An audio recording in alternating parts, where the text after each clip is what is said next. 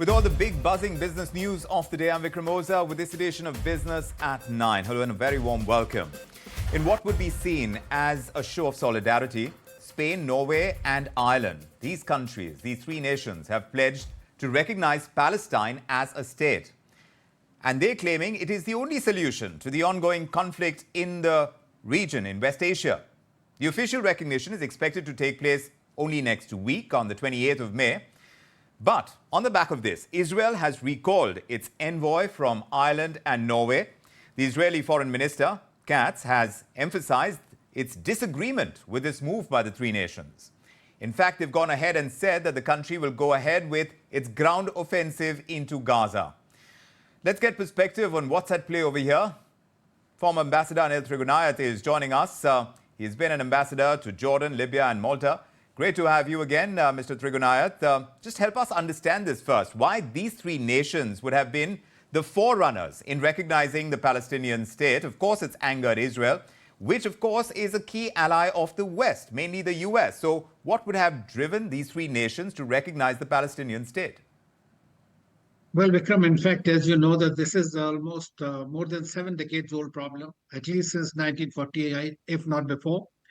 And more than 140 countries have actually recognized Palestine as a state, including India. And these countries, several countries, have been saying that during this war, there was an expectation that it would lead to some kind of a two-state solution. And while it was going, many of these countries, including UK and US, were thinking that they will fully recognize the state of Palestine as a part of the negotiations.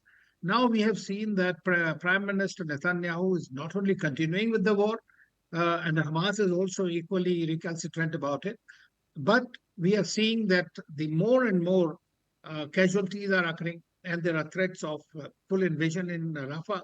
So I think that as a result of these incidents that are happening, the civilian casualties are happening, several countries, including these three you mentioned, Norway, Spain and Ireland, have decided to recognize the state of Israel, and which will put a symbolic pressure.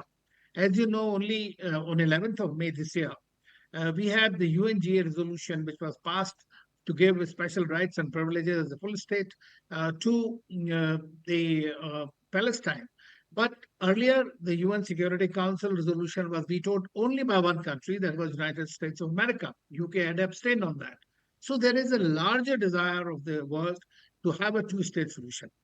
But until and unless the United States stops, totally blocking this, I doubt very much it will have much more meaning. But of course, for the Palestinians, it will be a symbolic, but an assertive gesture, which is a good thing in a way. But Israelis will continue, and Netanyahu has totally denied that he is not in favor of a two-state solution at this stage. He wanted as a negotiated one. But then already 75 years have passed, and we are seeing more and more problems on both sides. It is not only the Palestinians, but Israelis have also been suffering from this war. So this two-state solution has been in the works for a long time.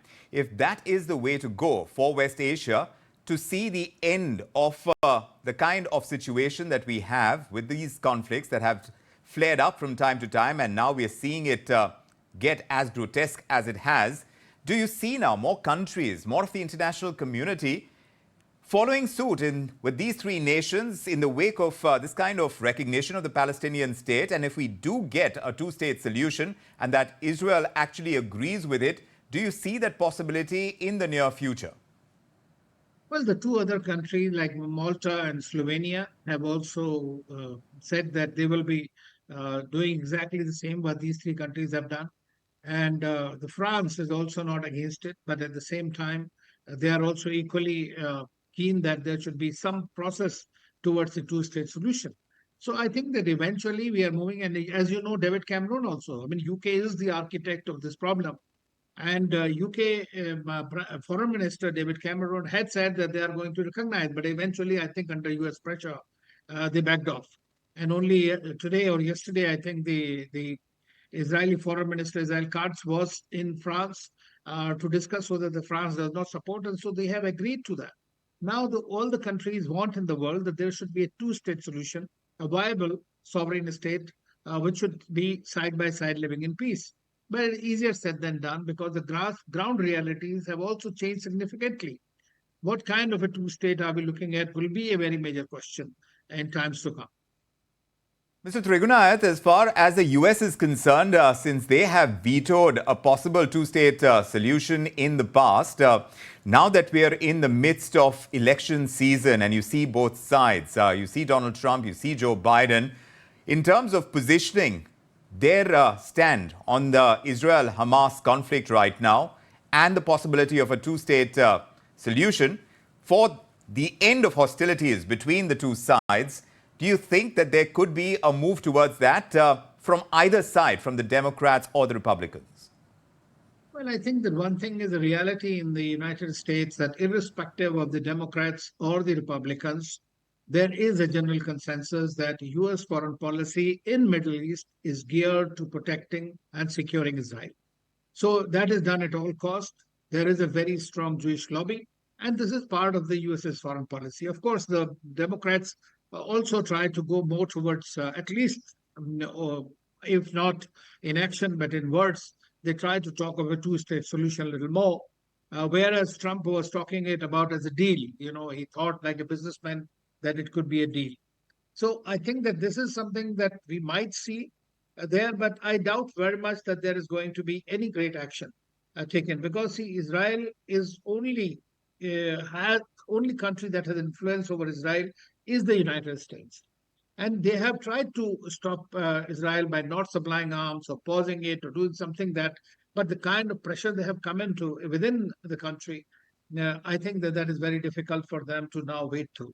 And since it's an election time, Yeah. I doubt very much that they would be taking any extreme position. So, in a sense, then, Mr. Trigunayat, do you see these three nations that have recognized the Palestinian state, they are going to do it from the 28th of May, and perhaps, like you indicated, there could be other countries that would follow suit.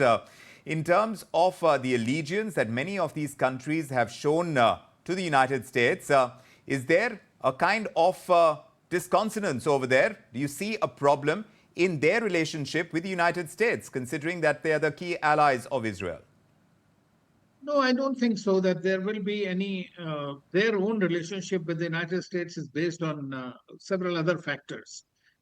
They are not necessarily on the basis of what is happening in Israel. So what they are doing is they are doing in the context of Israel-Palestine conflict and the ongoing civilian casualties, hoping that this will further pressurize Israel to come to terms and come to some kind of a dialogue and ensue a ceasefire, which is what everybody is aiming at. So this kind of a pressure which is building from all sides today on Israel is for just somehow securing the ceasefire. Yes. So I don't think that their relations with the United States will in any way Yes. be impacted. But with Israel, obviously, as you have also reported, Israel has withdrawn its ambassador, so there Yes. will be a diplomatic Yes, there is a backlash already fracas from between Israel's side. We will continue to see that. Yes. Yeah. No, even yesterday, there was a lot of outrage from Benjamin Netanyahu's side when those arrest warrants were sought from the International Criminal Court, and it drew equivalence between the Israeli Prime Minister and leaders of Hamas. Do you think that was some sort of tipping point for Israel? Well, I think that Israel and the US both are not, and India also, we are not part of the ICC per se. So whatever happens in ICC is more symbolic in that sense, whether they issue the arrest warrant or not. Of course, there was a outrage because they thought that they were being equated with the terrorists. But if one were to read carefully what was the discussion and the statements of the special prosecutor, it did not equate the two. It was talking for two different kind of charges against the Hamas officials and against Netanyahu and his defense minister Gallant. So, but at the same time, the public perception would be the same, that they both have been sanctioned. And if you remember that a few years ago, both Israel and ICC had opened against Hamas the similar kind of investigations, both simultaneously together. But they were not trying to equate one or the other. Right. Absolutely. But like you pointed out, in the very least, perhaps a ceasefire with the US kind of hankering for it, trying to convince the Israelis to go ahead with it, That's the least case scenario. The best case scenario in this case, in our discussion, is clearly coming through, as these three nations have also identified a two-state nation and a two-state solution. And definitely with these three nations going ahead, we can expect more to follow.